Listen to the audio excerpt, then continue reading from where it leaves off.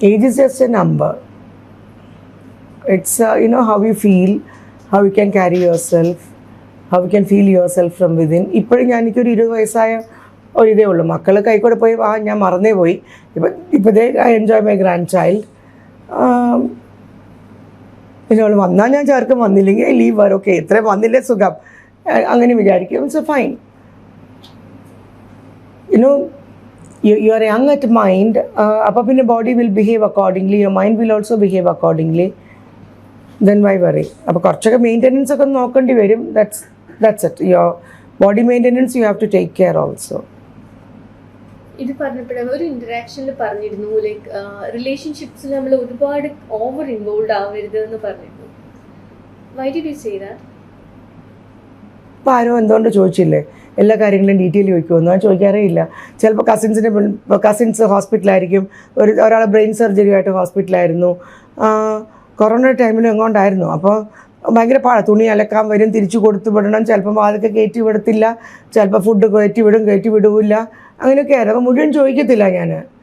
I know it is happening, but because I am not hands on everything.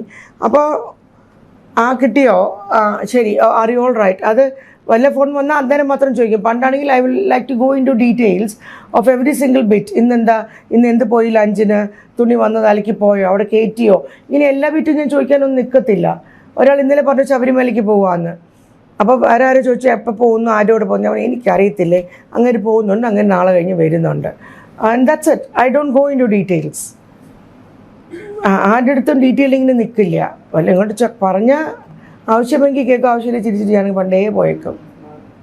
So നമ്മൾ എല്ലാത്തിൻ്റെയും detail അറിഞ്ഞ് എല്ലാം മനസ്സിലാക്കി എല്ലാ നല്ലതും എല്ലാ ചീത്തയും നമ്മൾ തല കയറ്റി വെച്ചുകൊണ്ടും ഇരിക്കാൻ പറ്റത്തില്ല. You cannot have 150 friends. ഒരു ലിമിറ്റുണ്ട്. 50-60 ഫ്രണ്ട്സിനെയൊക്കെ നമുക്ക് മെയിൻറ്റെയിൻ ചെയ്യാനൊക്കത്തുള്ളൂ. അത്രയും പേരുടെ കഥയും അത്രയും പേരുടെ എല്ലാമും നല്ലതും ചീത്തയും കേൾക്കാനും മെയിൻറ്റെയിൻ ചെയ്യാനൊന്നും പറ്റത്തില്ല. അപ്പോൾ അവരവിടെ വിട്ടിട്ടങ്ങ് പോകും. ഫ്ലൈറ്റിലൊക്കെ ഇരുന്ന് ഞാൻ I would like to hardly talk to anybody. മിണ്ടാതിരിക്കും മിക്കവാറും. മിണ്ടുവേ ഇല്ല. പിന്നെ ഇയാളുടെ കഥ ഇപ്പം ഞാൻ കേട്ടിട്ട് എനിക്കെന്ത് പ്രയോജനം? So how do you relax, like unwinding, like I go for films mostly. That's it. That's what's happening mainly now. I take my massages, I do my exercises, I play with my child. medicine പോയപ്പോഴായിരുന്നു no regrets. മെഡിസിന് പോയാൽ ഇപ്പോഴും ഞാൻ book വെച്ച് പഠിച്ചോണ്ട് മുക്കിൽ കൂടെ പല്ലും വരും പഠിച്ചുകൊണ്ടിരിക്കണം. Okay, അത് കഴിഞ്ഞ് അത് മര്യാദയ്ക്ക് ചെയ്യാൻ പറ്റുമോ, സമ്മതിക്കുമോ? കൂടെയുള്ളവരോ അവരോ ഹോസ്പിറ്റലിൽ, നമ്മുടെ തന്നെ ഹോസ്പിറ്റലാണെങ്കിൽ വേറെ ഉള്ളവരും കാണുമല്ലോ. ഡോക്ടർമാരുടെ ഭരണം പോയി കേട്ടാലേ അറിയുള്ളൂ.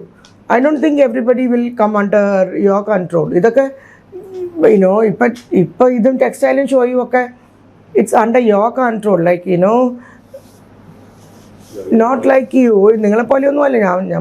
നമ്മൾ ഹാൻഡ്സ് ഓൺ ആണെങ്കിൽ ഹാൻഡ്സ് ഓൺ ആണ്. ഇപ്പം ഞാൻ കുറേ വിട്ട് കൊടുക്കാറുണ്ട്. പക്ഷേ still I don't approve of the other side working.